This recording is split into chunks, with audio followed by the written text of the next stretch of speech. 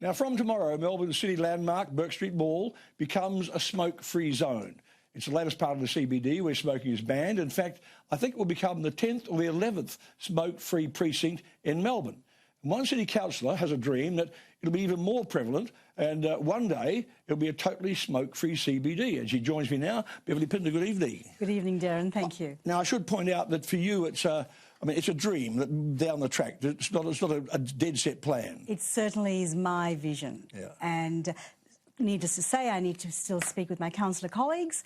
As well, the state government plays a big role in this. Yeah. Because there is a Victorian Tobacco Act of 1987 that needs to be looked at and considered in all of this. But we find that specific areas under our local laws, those we can actually deem as smoke-free areas as we see fit. And tomorrow from Bourke Street. And from tomorrow. I should make this confession. I've said it before that I'm totally against smoking. Personally, I banned smoking in my house, my apartment, in 1968. But I have one problem with this at the moment, and I'm sure that some of the criticisms is that from tomorrow you cannot smoke in Bourke Street, a legal product, which is a cigarette, but go up the road a little bit to Richmond, and you can go and use heroin, inject heroin, which is illegal, and you do it quite legally in that injection room. Now, how do you explain that away? I guess for us, it is, passive smoking is the big danger here. Mm. It's actually affecting our passers-by, our people who come to our city. 60,000 people traverse the Bourke Street Mall every day. So that's a huge number, huge number of people. And it is the Bourke Street Mall from Elizabeth Street to Russell Place. And we have consulted with universities, with business, and with people who visit the What about the businesses who say, think, well, maybe, 18-20% of people smoke, that they may not get their business anymore? You've got a lot of Asian tourists who smoke very heavily, may not come to that area anymore. Does that concern people? I always think, Darren, that people can change their behaviours. With good education, good information, good education, people will change. And people have been asking. And this is on the news tonight. I saw people saying now that, it maybe stop me smoking. I banned smoking at my farm, and Andrew Peacock used to say, I love coming for weekends because I smoke less because I don't want to go outside in the freezing cold at 1 o'clock in the morning. I recall those days. But 39% of those who were surveyed, who were smokers, actually said, this is great. We could probably try and quit smoking now. Yeah. So I think we've done our research, we've done our community consultation, and we're very confident that this will be accepted greatly across the board. Pardon my ignorance, but what's the fine if you ignore it?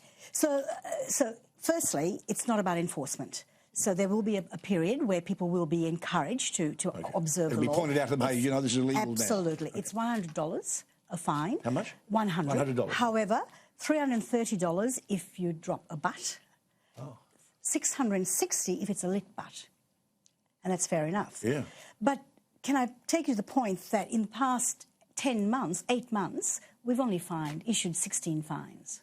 Okay. So it is there aren't many people... Well, we had the same complaints, of course, when smoking was banned in restaurants, and then smoking was banned in outside areas of restaurants where food was being served, and people do adapt to it. Absolutely, we do. And I think, just to take you back to my vision, I think, if the CBD can be turned into a smoke-free area, my big concern is people who are under stresses. Yeah, I saw this quote from you saying that around the Supreme Court. Now, people who are going to court, I can tell you, feel a bit tense at times. And so a lot of them you see when you are at court, especially the Supreme Court, people standing around outside smoking like chimneys. So would you do... In Japan, they have sort of smoke zones. Is that what you're looking for? Japan smoke zones, as well as Deputy Lord Mayor has just returned from Korea, and he took a fabulous picture of a smoking cubicle in Seoul. And so we need to consider those who need to smoke and find spaces within the city for such people. And in fact, in Bourke Street, with the Bourke Street ban, we know our university students from Monash and RMIT will find other streets that they can go into to smoke. Yeah.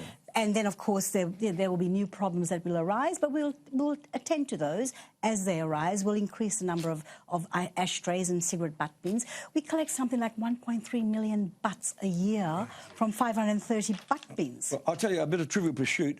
Do you know the first place in the world that bans, the first place in the city that bans smoking? In Australia? No, in the world. In the world? Yeah. No, I don't. It was Wellington, New Zealand, back in the late 1880s, Okay. and they banned it, not in the whole city, but they banned it from Parliament House.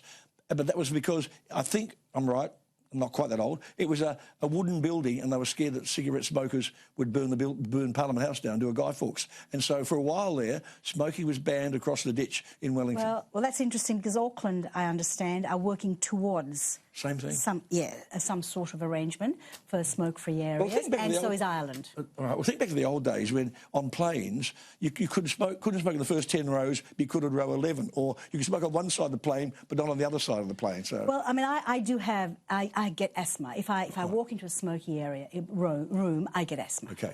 So I understand the respiratory problems as well, aside from the cancers. You know, I mean, people are losing their loved ones because of this. So, in fact, someone messaged me today saying I couldn't stop thinking about my husband. He would have still been here today had he not smoked. Yeah, well, there you go. Look, Beverley, good to see you again, and congratulations. Thank you. And we shall see what happens after tomorrow.